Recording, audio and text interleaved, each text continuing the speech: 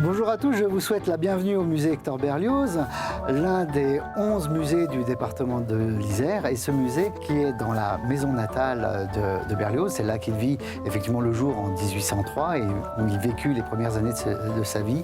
Et ce musée est consacré à la découverte de la vie et de la fabuleuse histoire de ce musicien qui fut l'un des plus grands compositeurs romantiques de son temps. Et aujourd'hui, je vous invite à parcourir avec moi notre nouvelle exposition temporaire.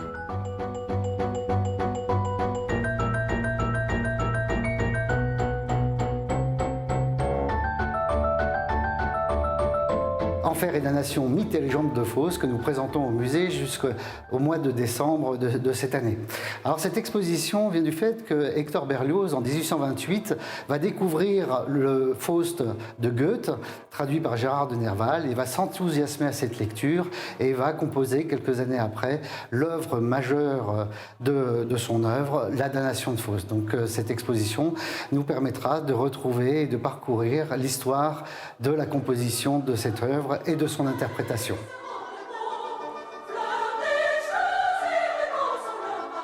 Au début du XIXe siècle, le poète allemand Goethe va composer un poème relatant l'histoire du docteur Faust qui va pactiser avec le diable et donc qui va être damné. Goethe va découvrir ce vieux poème, cette vieille histoire germanique et va donc le transcrire. Et c'est cette œuvre qui va être traduite par Gérard de Nerval et que va découvrir donc Berlioz en 1828. Alors il faut savoir qu'il y a beaucoup de versions différentes de l'œuvre de Faust et de cette histoire de ce savant qui, en l'échange d'un pacte avec le diable, va obtenir la connaissance absolue. Ce poème va être traduit par de très nombreux auteurs, dont Goethe et Nerval. Et Nerval va en faire donc une traduction en 1823, puis une seconde en 1828, et c'est cette œuvre que va découvrir Berlioz. Dans ces lithographies que nous allons voir, donc, on a le déroulé de cette histoire illustrée avec quelques scènes marquantes, notamment la rencontre avec Marguerite, le pacte passé avec Méphistophélès et enfin la damnation du docteur Faust.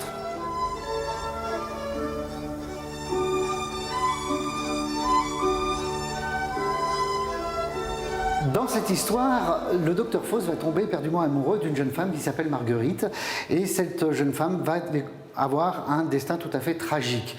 En effet, elle va assassiner sa mère et l'enfant qu'elle a eu du docteur Faust. Et c'est ce que Delacroix va illustrer plus particulièrement.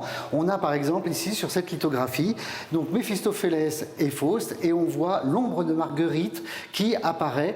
Ici, elle est égorgée et on voit le diable qui la tient par la tête. On reconnaît également des monstres sortis des enfers et toute cette symbolique autour des serpents.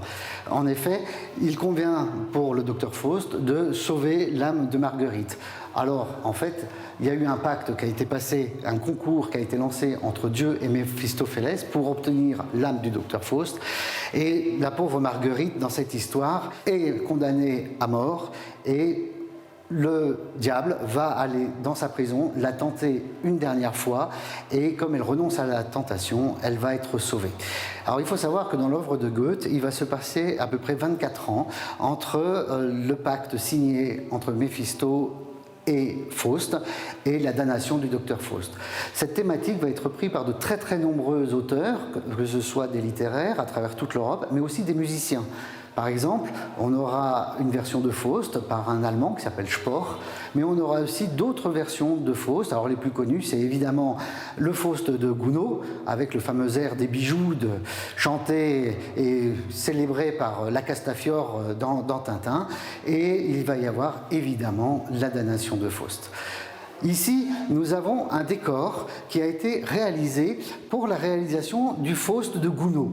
On reconnaît la chevauchée de Faust et de Méphisto, qui donc parcourent ce voyage initiatique à travers le monde, et l'artiste avait réalisé ce décor pour illustrer l'opéra de Gounod. On reconnaît le gibet de Montfaucon et plus particulièrement autour des cadavres des suppliciés, ce mélange entre les squelettes qui montent la garde et ici on a par exemple un sabbat de sorcière.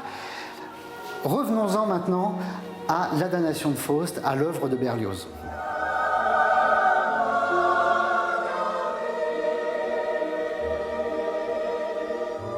Donc en 1828, Berlioz, à la lecture du Faust traduit par Nerval, est tout à fait enthousiaste et va composer 8 scènes de Faust. Il va publier ces scènes donc en 1828 et il va les soumettre et les envoyer à Goethe. Mais malheureusement, Goethe ne répondra jamais à son invitation.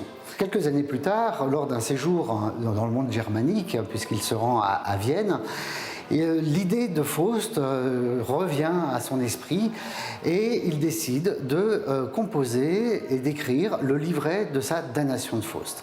Ainsi, dès 1845-1846, il s'attelle à l'ouvrage lors de ce voyage. Et voilà ce qu'il écrit dans ses mémoires.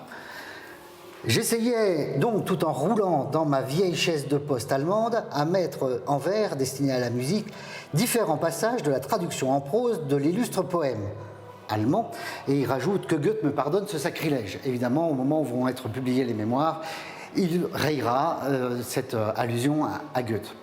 L'œuvre va être enfin jouée pour la première fois à l'opéra le 6 décembre 1846. Certains vont s'enthousiasmer et vont reconnaître le génie de Berlioz, d'autres au contraire vont pas comprendre l'œuvre et vont la détester. Il faut dire que Berlioz, dans cette œuvre, a cassé de très très nombreux mythes.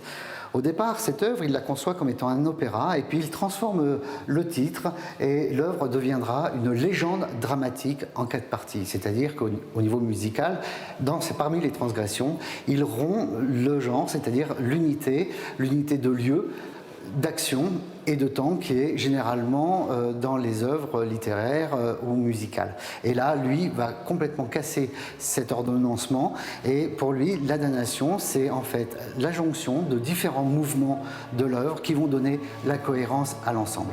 Berlioz s'éteint en 1869 et l'œuvre, après sa mort, va connaître un succès grandissant pour devenir, à la fin du XIXe siècle, l'œuvre la plus célèbre du répertoire de Berlioz.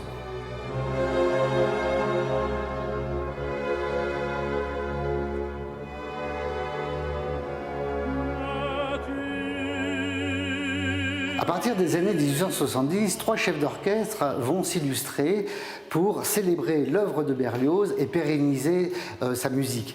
Il y aura Félix Weingartner en Allemagne, Jules Padeloup à Paris et surtout Édouard Colonne, qui est le chef d'orchestre directeur du Châtelet. Édouard Colonne a une idée de génie, il décide de faire une véritable performance et en l'espace de 25 ans, il va jouer plus de 150 fois la damnation de Faust. Ainsi, en 1898, le 11 décembre, jour de l'anniversaire d'Hector, il va interpréter la damnation pour la 100e fois et c'est ce que plusieurs auteurs vont illustrer. On a ici Édouard Colonne dirigeant l'œuvre, un autre sculpteur qui s'appelle Lenoir représente Édouard Colonne en train de diriger, Berlioz assis écoutant l'œuvre, il est couronné d'une victoire. Et enfin, l'œuvre achevée, nous avons le fantôme d'Hector qui vient féliciter Édouard Colonne pour son interprétation. Donc grâce à cette performance, l'œuvre va connaître un succès absolument foudroyant. Ainsi, certains publicitaires vont même choisir la damnation de Faust comme outil publicitaire pour leurs produits. Ainsi, les bouillons cubes Liebig, les extraits de viande Liebig, vont mettre dans leur paquet des images de la damnation, des différentes représentations de la damnation.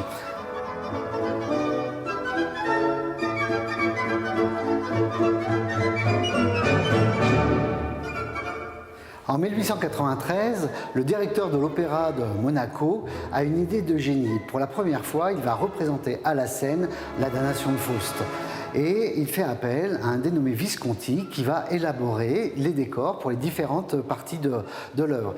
Et c'est ce que l'on a ici avec ces aquarelles qui représentent donc les différents décors pour cette mise en scène.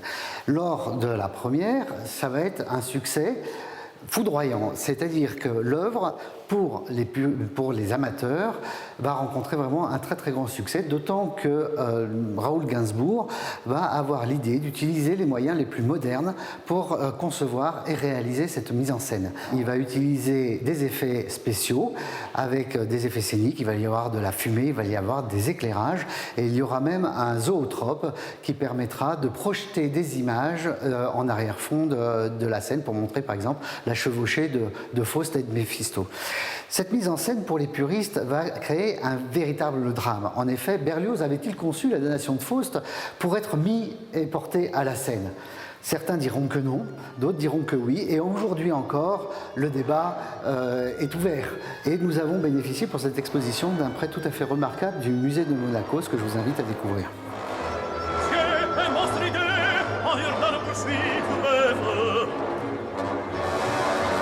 Donc on voit cette élévation en 3 dimensions qui permet justement au metteur en scène de se rendre compte de l'effet que ce que sera le décor avec l'évolution des différents interprètes. Parmi ces trouvailles extraordinaires de Raoul Gainsbourg, et il va même utiliser pour le ballet des Sylphes une évolution de ces danseurs qui vont faire un ballet aérien, c'est-à-dire c'est tout à fait un spectacle tel que De Coufflet va pouvoir les imaginer pour l'ouverture des Jeux Olympiques à Albertville. Cette œuvre va devenir tellement emblématique qu'en 1966, Gérard Houry va choisir La Marche hongroise et La damnation de Faust pour bande originale de La Grande Vadrouille. Et c'est ainsi que Louis de Funès dirige à l'opéra La Marche hongroise. En effet, La Marche hongroise, c'est le mouvement le plus connu de La damnation de Faust, puisque Berlioz, lors de son voyage et sa traversée de la Hongrie, avait entendu cet hymne révolutionnaire et national des Hongrois contre la puissance occupante des Habsbourg. Et les Hongrois, découvrant l'orchestration de Berlioz et justement son intégration dans La damnation de Faust, ont été des plus enthousiastes. Et puis enfin, en 1846, l'œuvre quand même décriée sur la scène française, certains caricaturistes vont illustrer Berlioz en forme de diablotin qui viendra hanter.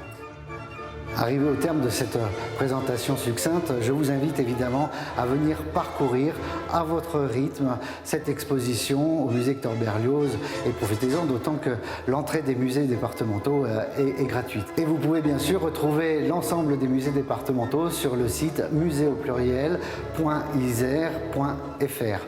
Alors, à très bientôt.